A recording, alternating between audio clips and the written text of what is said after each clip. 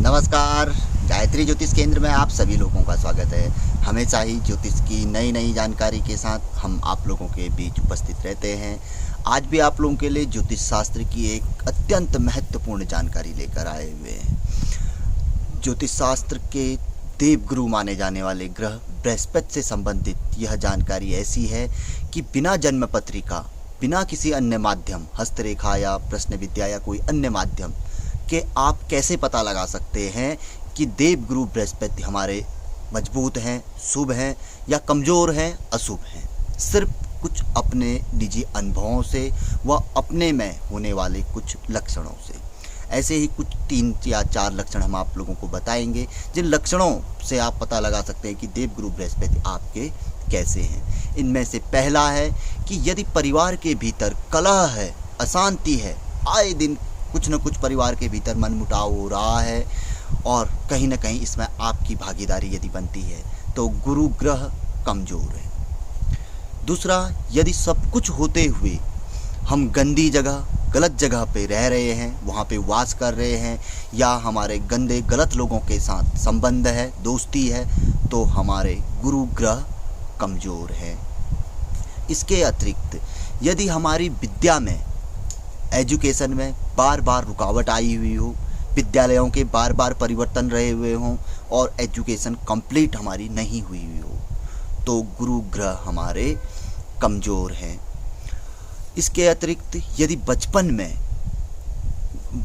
यानी कि बाल्यावस्था में 10 वर्ष से पहले की अवस्था में यदि हमें पीलिया रोग हो गया हो, उसके साथ टाइफाइड आदि हो गया हो, तो गुरु ग्रह को कमज़ोर माना जाता है। ऐसे जातकों की जन्म पत्रिका में गुरु ग्रह की स्थिति अत्यंत ही कमज़ोर रहती है।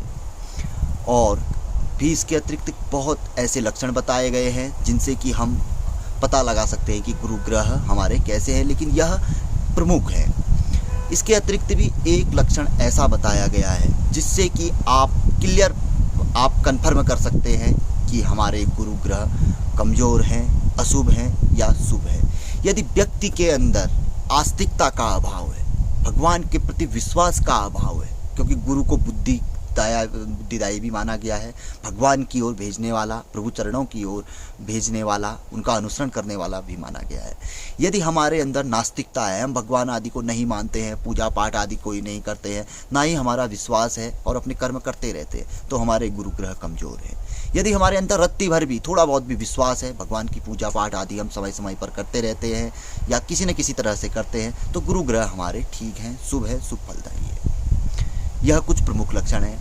अब बात करते हैं, यदि गुरु ग्रह अशुभ है जन्म पत्रिका में, तो कैसे हम उन्हें अपने अनुकूल शुभ बनाएं, उनसे शुभ फल प्राप्त करें। अशुभ है, अशुभ फल प्रदान कर रहे हैं तो उसमें रुकावट डालकर शुभ फल दें। ढेर सारे उपाय हम पूर्व में आप लोगों के लिए लाए हैं। ज्योतिष शास्त्र में बहुत सरल और आसान उपाय भी बताए गए हैं, कठिन उपाय भी हैं, ग्रह जाप आदि भी बताया गया है। गुरु ग्रह के मंत्रों का जाप है, नित्य ही किसी गरीब ब्राह्मण की सेवा करना है, गुरु का सम्मान करना है, घर में बुजुर्गों का सम्मान करना है। ये छोटे और कुछ अच्छे उपाय हैं जिनसे कि गुरु ग्रह आपके अनुकूल हो जाते हैं। किंतु इसके अतिरिक्त भी कुछ ऐसे उपाय बताए गए हैं कि जो तुरंत ही लाभदायी होते हैं और गुरु ग्रह के दोष को लगभग समाप्त कर देते हैं। ऐसा ही एक उपाय हम आज आप लोगों के लिए लेकर आए हैं, जो बताया गया है कि यदि ऐसे लक्षण आदि हों तो ऐसा करना चाहिए। बताया गया है, जैसे उपाय में है कि गुरुकुल में 21 विद्यार्थियों को कलम और किताब यानी कलम कॉपी का दान करना चाहिए।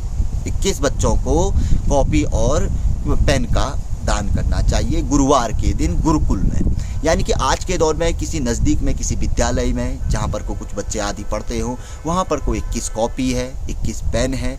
यह गुरुवार के दिन जिस व्यक्ति में ऐसे लक्षण हैं या गुरु ग्रह कमज़ोर है, तो किसी अच्छे गुरुवार के दिन वहाँ पर को अपने हाथों से या वहाँ पर को बच्चों के को वह दिया जा सकता है, दान किया जा सकता है। ऐसा ही नियमित यदि व्यक्ति करे अपनी क्षमता अनुसार, अपने सामर्थ्य अनुसार 16 गुरुवार, तो व्यक्ति को पहले में ही उसका लक्षण मिलेगा ही, फल तो प्राप्त होना ही है, लेकिन 16 गुरुवार करे तो यह मान ले कि व्यक्ति को गुरु ग्रह जीवन भर शुभ फल ही प्रदान करेंगे, अत्यंत ही शुभ फल और जीवन भर उनकी कृपा व्यक्ति को, जातक को मिलेगी। इसके अतिरिक्त भी बहुत अच्छे अच्छे उपाय हैं। पुखराज रत्न धारण है, लोग करते हैं, और भी कई गुरुवार का व्रत उपवास, ढेर सारे उपाय हैं। केले के पेड़ की जड़ है, संतरे के पेड़ की जड़ है और भी कई इस तरीके के उपाय हैं। किंतु यहाँ पर कुछ यह बताया गया है कि गुरुवार को 21 बच्चों को कापी और पेन का दान करना अपने सामर्थ्य अनुसार 16 गुरुवार तक करिए, आपको चमत्कारिक प्रतिफल अवश्य ही प्राप्त होगा। तो यह संक्षिप्त जानकारी थी, लेकिन बहुत अच्छी जानकारी थी। समय के अनुसार इतनी जानकारी बहुत अच्छी थी और आप लोगों के लिए भी यह ठीक है, क्योंकि लंबे एपिसोड आप लोग भी नहीं देखते।